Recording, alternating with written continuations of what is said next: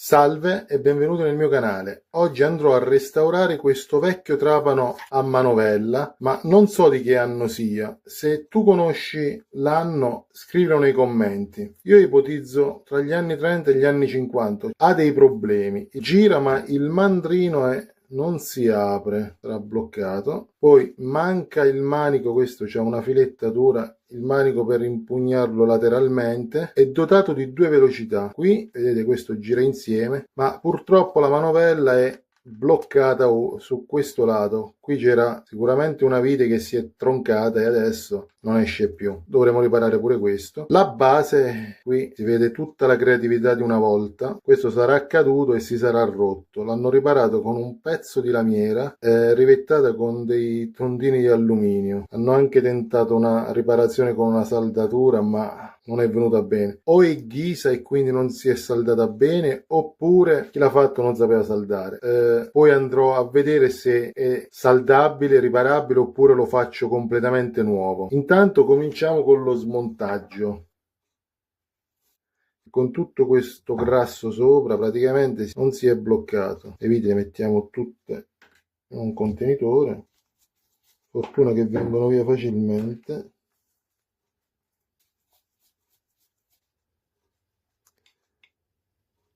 Questo è uno strumento che certamente ha lavorato tanto. Una volta non li compravano per hobby, una volta la gente ci lavorava con questi arnesi. Questo grasso come è vecchio. Non ho mai visto un grasso che si è screpolato. È diventato quasi solido. Tra l'altro non odora neanche di grasso comune, ma ha un odore rangido, quindi ipotizzo che potrebbe essere anche un grasso di origine animale. A pensare che il prodotto sia davvero più vecchio anche degli anni 30, non lo so. Se tu lo sai, scrivilo nei commenti, mi raccomando, eh. Ecco, qui abbiamo la stessa situazione. I coperchi hanno anche qualche ammaccatura che vedrò di ripristinare. Vedete come funziona, è molto semplice, non ha bisogno di batteria, di cavi elettrici, solo un po' di forza manuale. Adesso vediamo di... Ecco, il mandrino purtroppo se ne esce intero, non si apre, quindi andrà sbloccato. Da parte il mandrino, viene... Vediamo se ci sono tracce di tornitura oppure di questa strana lavorazione che non ho mai visto. Sono delle punzonature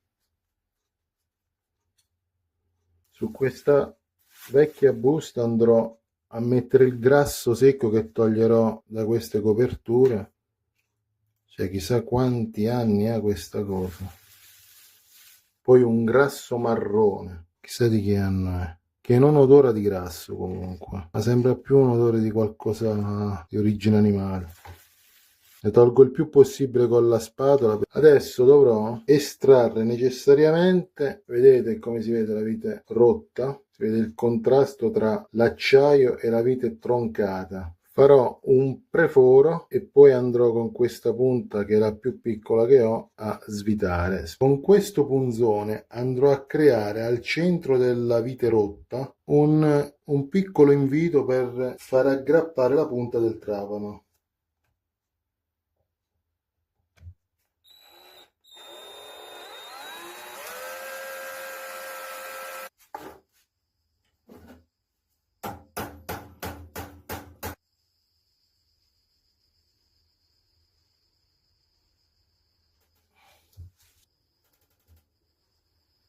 Purtroppo c'è un problema. L'acciaio della vite rotta è un acciaio molto tenero e quindi viene strappato via da questa punta elicoidale. Dovrò provvedere in un altro modo.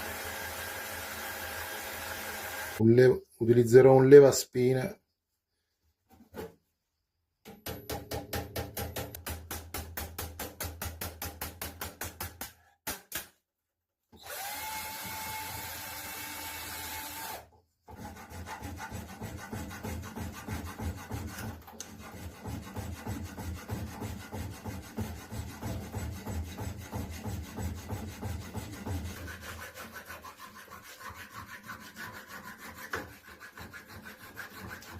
Sto uniformando le superfici di contatto, visto che già mi trovo con il pezzo smontato. Adesso con una lima quadra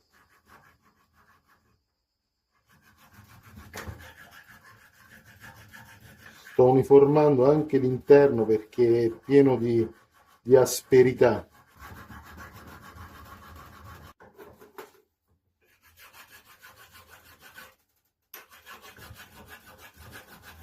Sto rifinendo anche gli attacchi perché sono pieni di ammaccature che impediscono l'inserimento del manico. Scusate, vedete adesso si accoppia facilmente. Andrò a rifare la filettatura su questa manovella e avremo ripristinato il corretto funzionamento.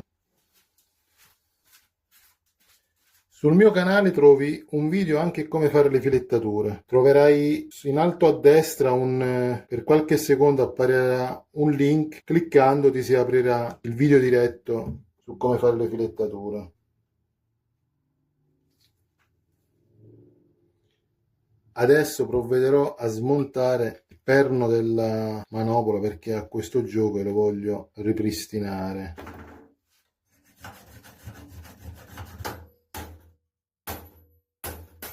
Mi sono aiutato con la smerigliatrice a disco per fare prima e ho scoperto che esiste un numero 2618. Facciamo un attimo il punto della situazione.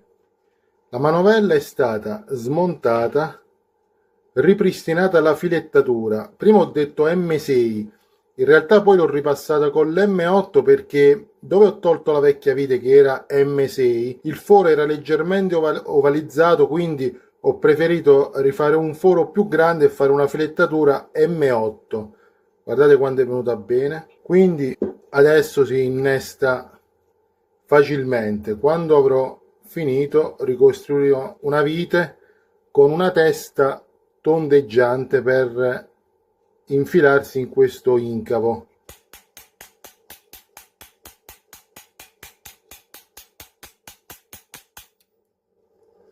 Sì, a quanto pare esce abbastanza facile. E fuori anche prendendola dall'altro lato con la pinza. Ecco fatto. Mettiamolo da parte per il lavaggio. Faccio lo stesso lavoro su quest'altra spina che regge l'ingranaggio,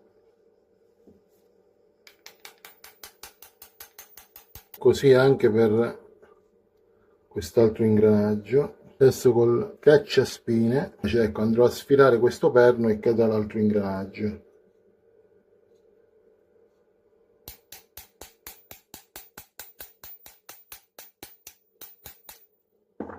Altro non è che dove va attaccata la manovella. L'unico modo che ho a disposizione per pulire bene questi pezzi è il diluente nitro, che sgrassa tutto e pare togliere molto bene questo tipo di grasso. Almeno il grosso lo togliamo con questo. Una sommaria pulizia per poterli maneggiare con più tranquillità.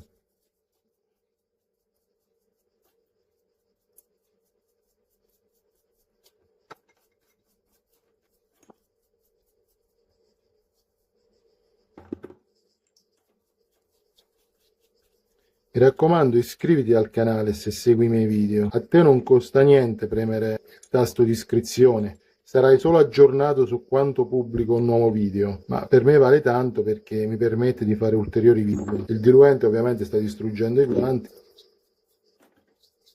Poi li laverò con uno sgrassatore e dell'acqua. Fortuna ha ancora la sua manopolina in legno, un po' rinsecchita, ma le faremo un ottimo restauro. Adesso passiamo a pulire il corpo.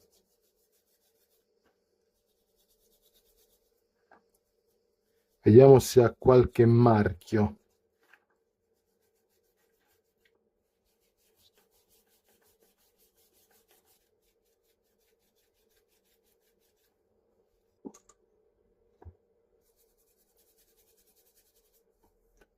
Il mandrino sembra bloccato, ma adesso vediamo con il lavaggio magari si svita e il diluente nitro è molto penetrante. Attenzione se lo usate sempre in ambiente molto ventilato, lo devo lavorare a parte, adesso gli do giusto una pulita, poi vedrò il da farsi.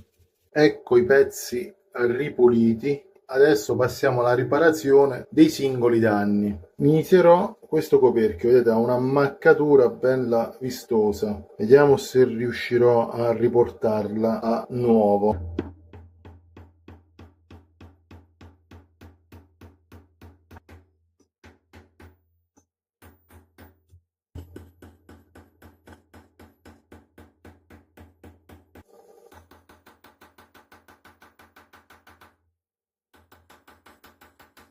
Adesso dal video non si vede, ma passando la mano, anzi il dito, non si avverte quasi più nulla. Quest'altro pezzo è visibile i due chiodini di ottone che mantenevano la targhetta con il marchio.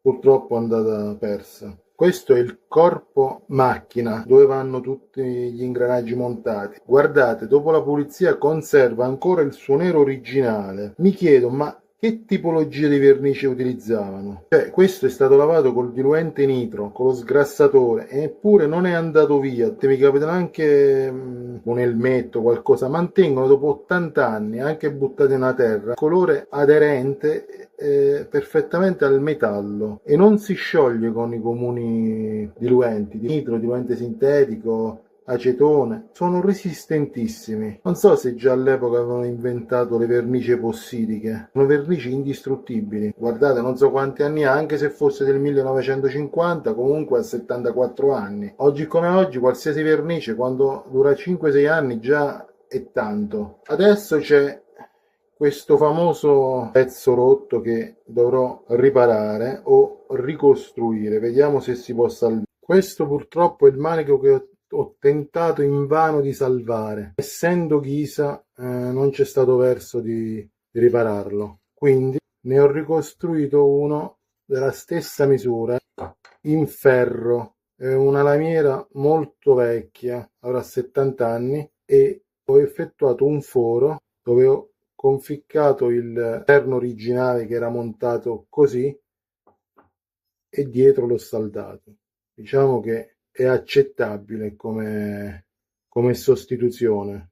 Adesso ripulisco il manico in legno della manovella. L'ho infilata un po' a forza dentro una punta di trapano e con della carta vetrata vedremo di riportarlo un po' a uno stato migliore.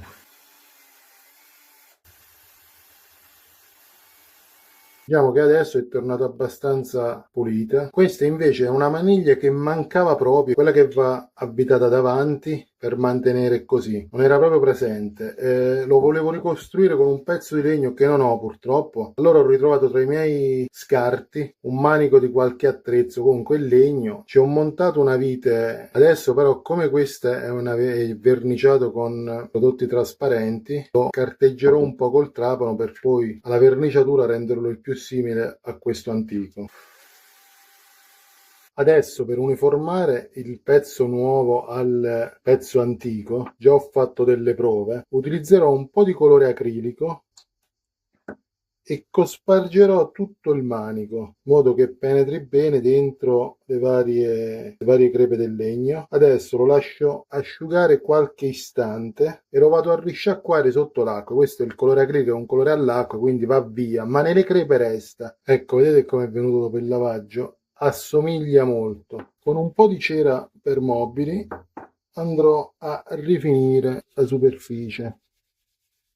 Ho passato anche un po' la fiamma per simulare strati diciamo, di sporco profondo dovuto all'impugnatura negli anni. Adesso facciamo lo stesso lavoro a questo originale che sembrano dello stesso periodo, abbastanza. Qui ho smontato il mandrino estremamente arrugginito e incrostato. Questa è la parte che va avvitata qui, queste sono le sue ganasce. Manca sicuramente qualche molla. Per il momento mi limiterò a ripulirle. Approfittando della soluzione acida mi ci metterò pure altri pezzi che vanno ripuliti dalla ruggine. Verserò una soluzione acida e in poche ore torneranno allo stato di ferro pulito. Adesso passiamo alla brunitura del mandrino, dei suoi componenti e di altri piccoli pezzi che vanno bruniti e non verniciati. Per la brunitura utilizzo un prodotto specifico, si intinge col pennello e guardate un po', subito reagisce sul metallo formando uno strato di, metto nella vaschetta perché uno strato di brunitura. Più strati si passano, più scuro viene.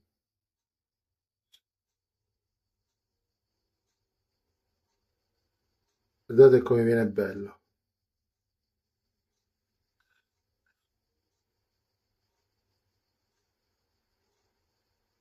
Adesso tutto va lasciato riposare per 10-15 minuti, poi provvederò al lavaggio con l'acqua. Ecco il mandrino dopo la brunitura e il passaggio con un po' di cera. Vedete quando è tornato bello nuovo. Questo mandrino ho scoperto che ha un problema. Praticamente nel corso degli anni ha perso un componente. Queste piccole ganasce in questi fori erano collegati con delle molle in modo da formare un triangolo unito da molle. Questa parte e questa non si devono mai svitare. Per qualche motivo si sono svitati e hanno perso la molla. Il funzionamento è questo. Immaginiamo queste tre ganasce unite da delle mollette, delle piccole mollette elicoidali. Quando questo il mandrino è tutto un corpo, avvitato così, essendo conico, si gira, vedete, comincia a salire la base, spinge questo gruppo di ganasce sulla parte conica e serra la punta. Ecco, vedete, girando sotto si chiudono. Con del liquido frenafiletti andrò a bloccare questa base. Questo è un frenafiletti e basta proprio qualche goccia.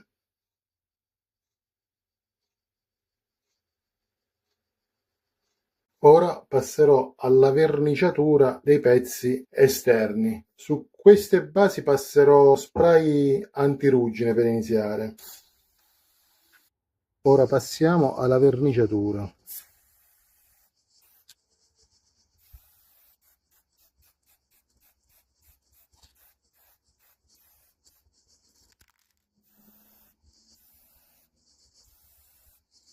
Adesso comincerò a rimontare il manico nella manovella.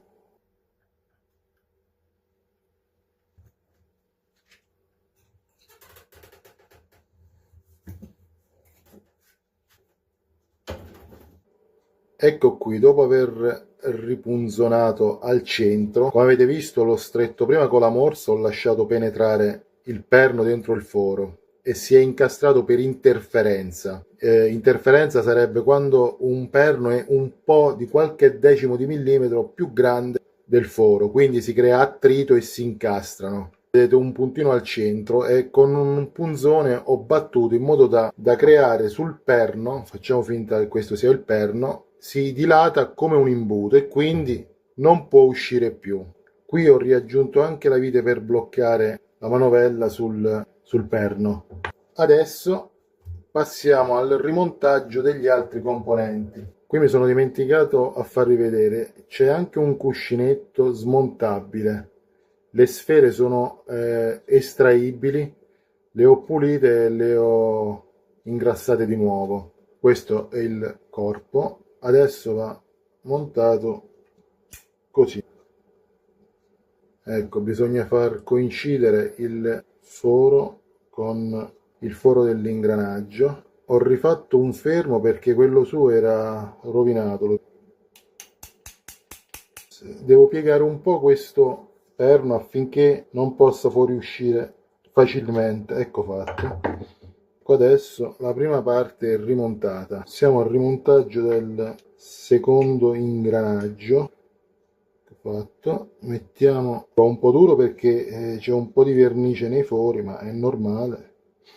Adesso con la battitura, adesso che i fori sono allineati, rimonto il suo perno. Questo è un perno conico. Passiamo al rimontaggio dell'ultimo ingranaggio. Bisogna infilare e centrare il foro. Ecco, in questo caso potete vedere proprio ci ho preso al primo colpo e ho dovuto rifare anche in questo caso un fermo perché quello originale si era rotto.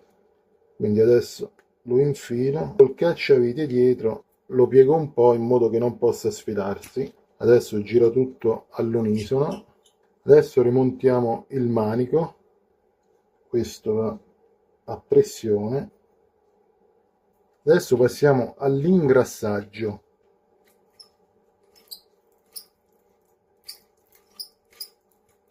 Adesso rimontiamo i coperchi.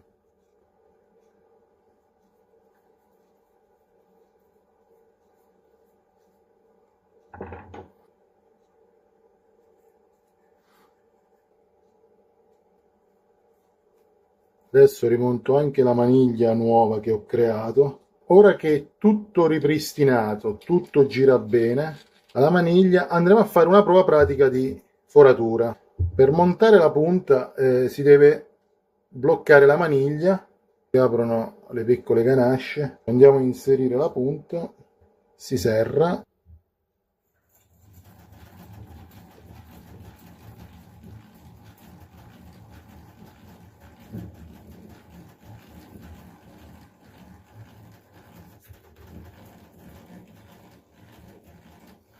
Cioè veramente molto facile da usare e dà una sensibilità diversa alla mano, c'è più controllo sul lavoro che si effettua. Sembra la punta, sembra proprio un prolungamento del nostro dito. Restauro finito, tutto ripristinato, funziona perfettamente. Se il video ti è piaciuto mi raccomando iscriviti al canale, metti un like e condividi. Se ti piacciono i contenuti del mio canale puoi fare anche una piccola donazione seguendo il link che posto in descrizione. Grazie.